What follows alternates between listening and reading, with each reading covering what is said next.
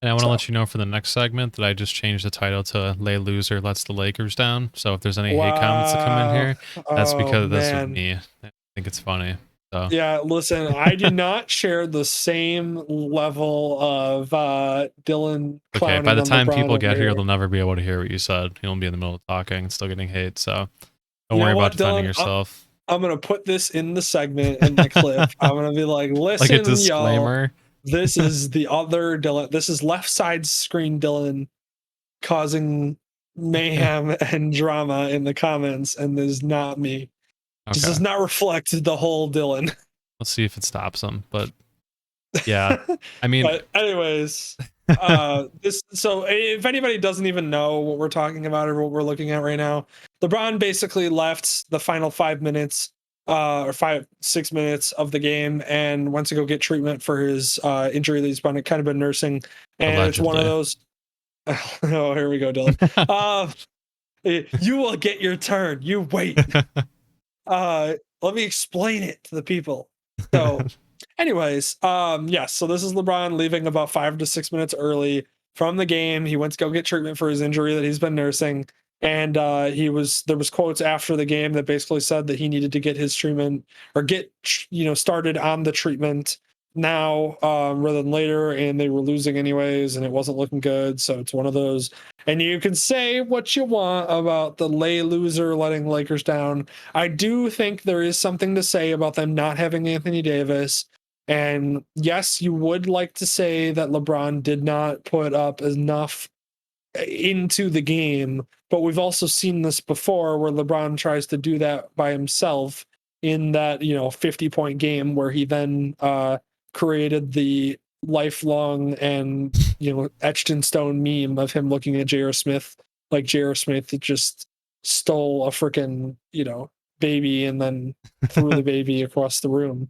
Like it's just this is the level of stupidity in that move. And the fact that J.R. Smith in the first game, and I loved J.R. Smith as a player just because he's J.R. Smith, but just like the level of dumb that had to go into him just not knowing that they were tied and not winning when that rebound occurred, and then him thinking like, "Oh, I'll just dribble this out, we won," and then LeBron being like, "Stupid, take the shot," and then him just being like, "What?" Like it's just it's immortal. It's gonna forever live. And but in that game, LeBron had like 50 points, and yeah, he didn't play very well in the overtime, but he did have like 50 points to force the overtime to begin with. And so, and don't get me wrong, I'm not a LeBron's the greatest player of all time. I don't think that LeBron is even. I don't think LeBron's in the conversation for greatest of all time, just because I think LeBron at his peak and at the end of his career is going to be the second greatest of all time, and I'm fine with that as a fan of basketball. I think that that's okay. I just don't think that he has the role. I don't think people really can make the argument anymore that he's like in the conversation for the greatest. I think he's pretty much solidified that he's the number two greatest of all time, and that's like his height, like that's his peak. I think that's as far as he'll get once he gets. Because in my opinion, there's just so much, and we can go into this whole conversation, and I could rant about this one day, but It's been done too many regardless, times. yeah, it's been done too many times, and I could rant about this and give my opinion, and I will at some point give my opinion on this because it's something that I feel strongly about, being a person that's grown up in the Chicagoland area and being, as you can see right behind me, Jordan's last shot, which you can't see, but over further off screen in that direction is another poster. Oh no, wait, no, you can see it. It's like right here. Is Jordan's first shot when he won the national championship, and then his last shot as a Bull when he won the and the sixth finals. But I've always been a Bulls fan and a Jordan fan, so I have very strong opinions about this conversation. But I do want to say that there is something to be said, at least about LeBron not having AD. And when you're kind of like a team that plays well with each other and can win with each other, and then one of those two are out, it is almost like being, at like 60% strength as a team versus, 100%. So there's something to be said about that, and I think that that's probably going to be a scapegoat for a lot of people in the series when they inevitably lose in probably the next game. Yeah. But I'm just saying that outright so that way it's at least we are respecting the fact that Anthony Davis was not in this game. we're respecting that, Dylan, and we're understanding that that's part of the reason why the Lakers did not perform as well as you would like. And yes, maybe LeBron didn't either, and this doesn't look good, him walking off the court with 6 minutes left. But I'm Michael just throwing Jeffrey that out there. Jordan would never. Dude, that was the first line that you heard out of literally everybody's mouth. It was like, I can't believe it. Would you see Michael Jordan walk out of a game ever? Yeah. Like, and it was like, all right, calm down, everybody. Jesus, love of God. Like, oh Lord, like, it was just like, did you think that they were going to win that game anyways? Like, if LeBron suddenly came out on the court, like, do you think that game was really going to turn the tide? Like, it was one of the.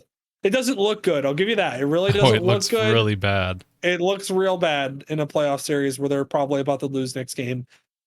But yeah, I just little everybody slow the brakes down. It's not Michael Jordan wouldn't do that kind of thing. I I'm understand all there that. just for the reactionary stuff because it's hilarious. Like I intentionally hope to bait somebody in, like talk about that and get really mad about it because it's so funny.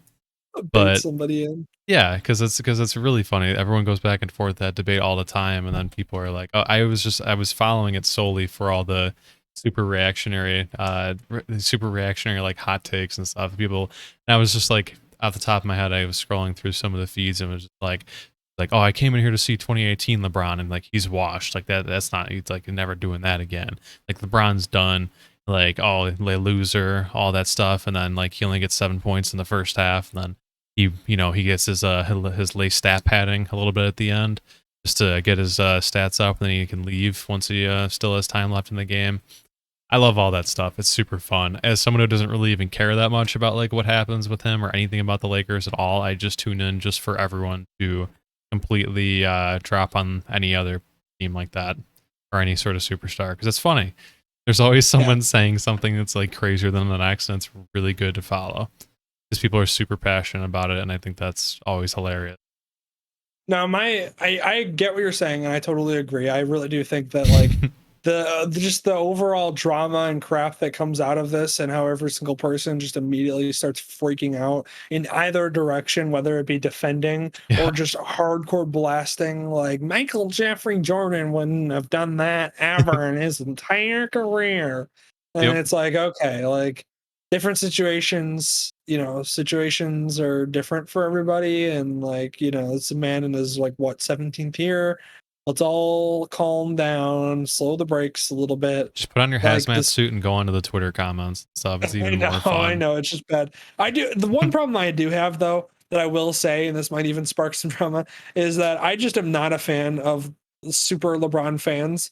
Just because like anything you say to a super LeBron fan is just irrelevant. When you're like, they're like, they say like, LeBron's clutch, and then you're like, okay, but let's like actually look at every shot that he's ever taken in like the final, what is it, like 5 or 10 seconds of a game to tie it or to take lead. And like the Bulls one, because that's the one that jumps to my head. I know, but it's just like whenever you look at that, I remember somebody actually compiled the stat for it, like the true stat, looking at all of those situations. And for LeBron, it was like a 20% completion rate of making those shots. And then for like Michael Jordan, it was like a 50%. Like it was like literally, it was like, yeah, he shoots the exact same in clutch as he does in the regular game. And then for LeBron, it was like, yeah, in clutch, he's like actually at like 20%. What a great project for some kid to do in class. I love that.